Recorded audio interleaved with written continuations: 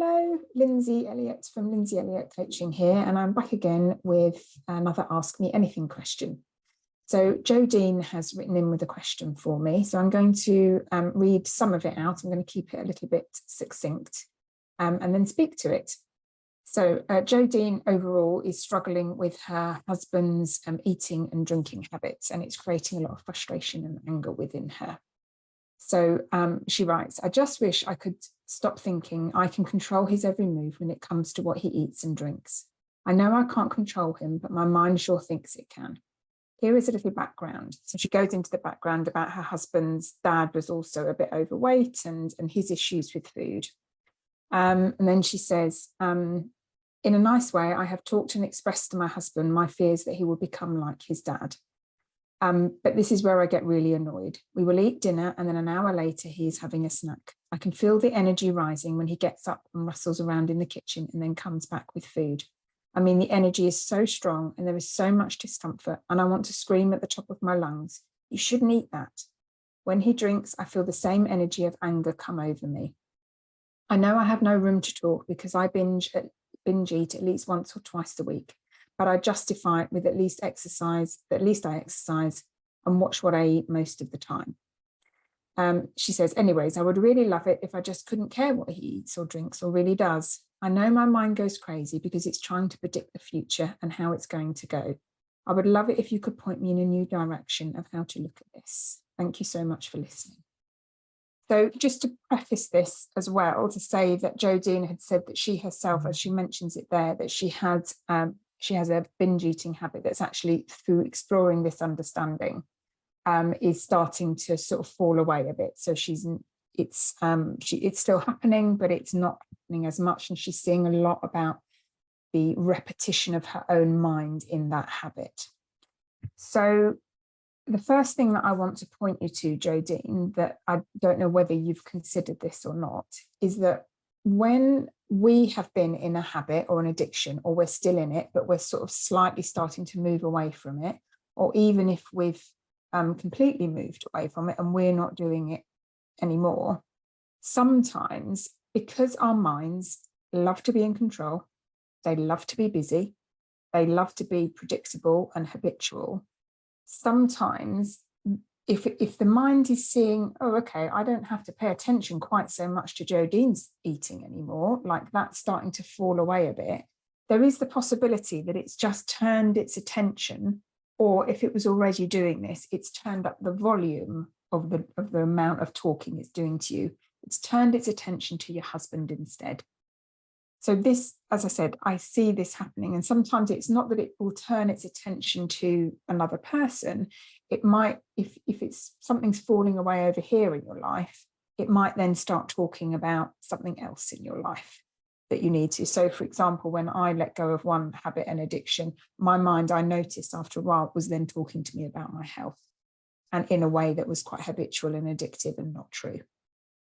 So it's just to, first off, that could be the first point, getting curious. Has your mind simply, because it's got quieter over here about you and your eating, or it's getting quieter, is it trying to stay in control and ramping up by really focusing on what's happening with your husband? Okay, so that's the first little bit I hope is helpful. The second bit to see is also to be maybe a bit kinder with yourself about this, because I think underneath this probably is this is coming from a place of love. It's coming from a place of protection and of wanting the best for your husband. It's a bit misguided because it is your mind, as you correctly identified, your mind is going crazy with it. And for a mind, it looks like it needs to be in control, and all the things that it's telling you about it and all the predictions it's trying to make is a way to keep you safe and to keep your husband safe.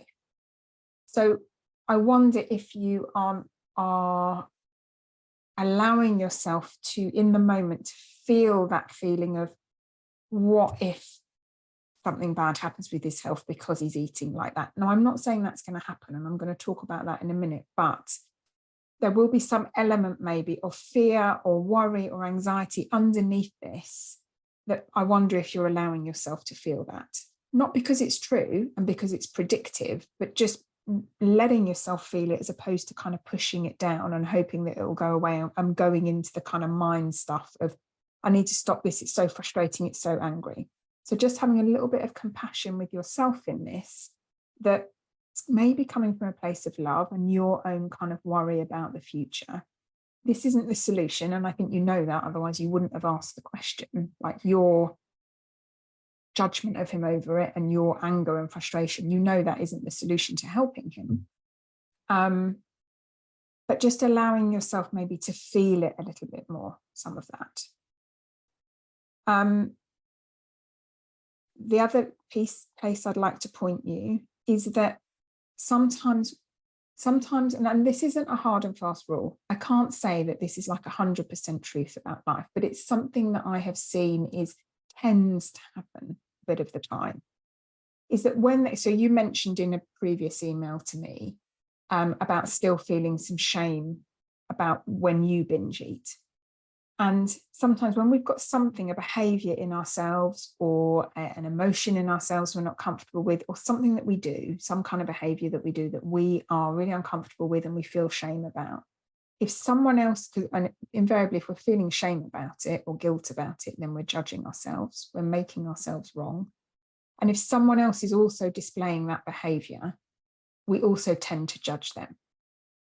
So you've got your husband who's also eating in a way that your mind is made up is unhealthy or isn't good for him, or is in a way that is, is in some way shameful, or, is not good. And because that's already is still within you, that feeling of, I wish I didn't do this binge eating, even though it's falling away, which is wonderful. That it can only kind of, sometimes I feel like it pokes within us, other people's behavior sometimes pokes within us things that we still feel bad about innocently, so that's a little area, another area to have a look at. Because certainly I know for myself, when there's behaviors I see in other people that I don't like in myself, I tend to judge them. But when so I've got someone who does a behavior that I used to do, and because I don't really feel anything about the fact that I used to do that, it's fine that he does it. So it's just, that's another little area to have a look in. I hope that makes sense. If not, ask me a question about that. So when you say that, I know my mind goes crazy because it's trying to predict the future and how it's going to go, that's absolutely true. What is happening, that is the process, that what is happening, your mind is either consciously or unconsciously looking into the future and imagining that your husband is going to end up like his dad, and whatever story you've got attached to that about what it means for his dad to be in the state of health that he's in or was in. And I just wonder if, even though you can see on one level that your mind is trying to predict the future, I wonder on another level whether that is actually really looking like something that is unknown, because obviously our mind cannot predict the future.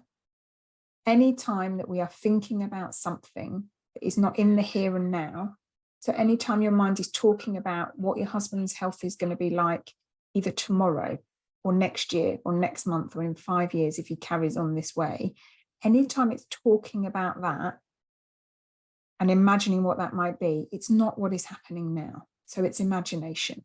It's not predictive. And I know on one level you know that, but I think on a deeper level, maybe it's actually looking like that's a pretty foregone conclusion, that if he continues to eat as he is, he's going to end up like his dad. And that's feeling scary in some way to you. And whilst, yes, there may be some more probability of that happening, you still can't 100% know what the future is going to hold. Your husband could turn around in 2 weeks' time and stop eating and drinking as he is and decide to run a marathon. Who knows?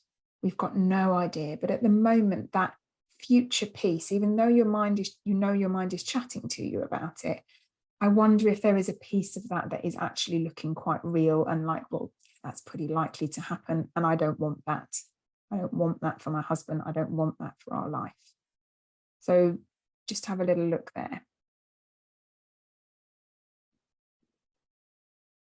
So within that, because you mentioned before that your eating habits is, you can see more the story there, like the habitual nature of how your mind encourages you to eat. And, you know, it's kind of, and the stories that it's telling you about it. But I think your husband's eating isn't looking like a story. It's looking more real and more solid and more like your mind is able to tell you what is going to happen. But just see if you can start to notice how repetitive and habitual it's got about him, and how that is also a story. It's also imagination. It's not what's happening now. And, you know, everybody's mind thinks it knows best. That's, you know, it's just also something to catch. You know, when we're looking at being parents or in any relationship or with co-workers, our mind is always going to think it knows best, because it wants you to pay attention to it, and it wants you to be right, because right feels good. Okay, so that's just something that happens with minds, but that doesn't mean that we have to kind of hook into it and buy into it. So the last bit that I want to point towards, which really I think is, for me, is the most important bit of this answer to your question, is that when you feel all of the energy rising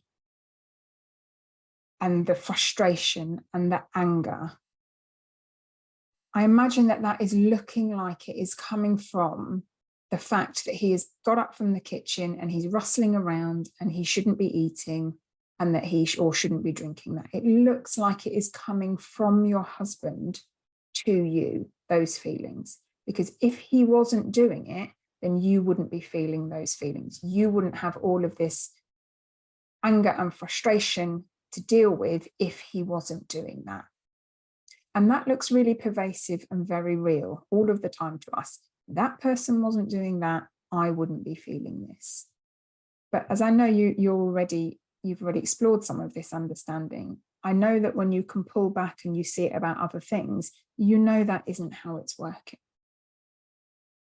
The only thing, when this, as your husband gets up to go to walk to the cupboard, or he opens the drink that you think he shouldn't be drinking, the only thing you are ever feeling is your own thought and feeling about that.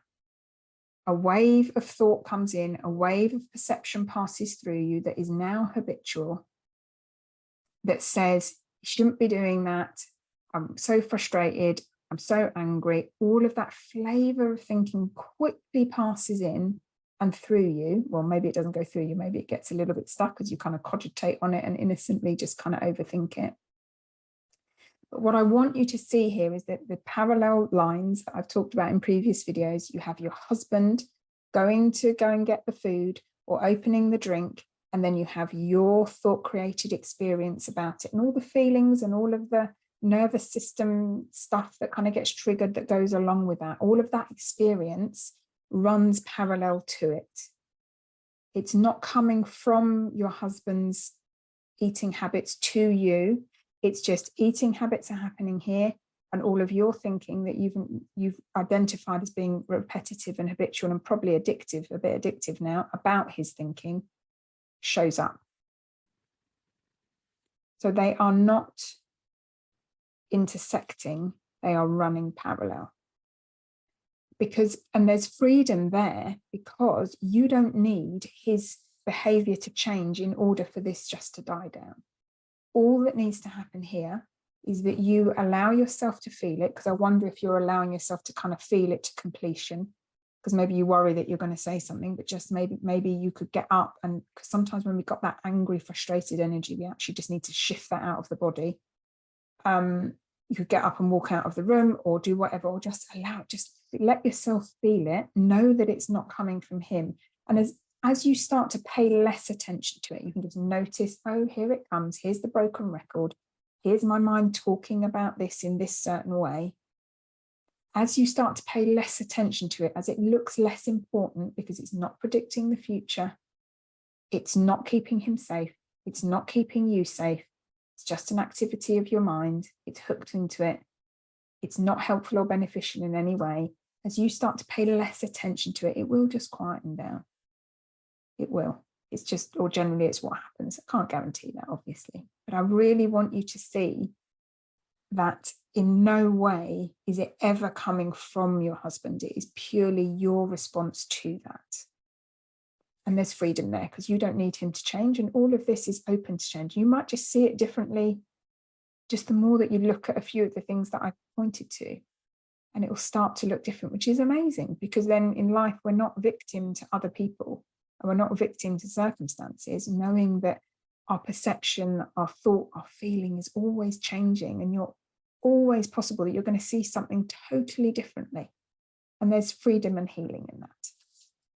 So I hope this has been helpful, Jodene. Please do let me know. And if you would like to ask me anything, then please send in your questions to lindsay@lindsayelliott.co.uk. The email's on the screen.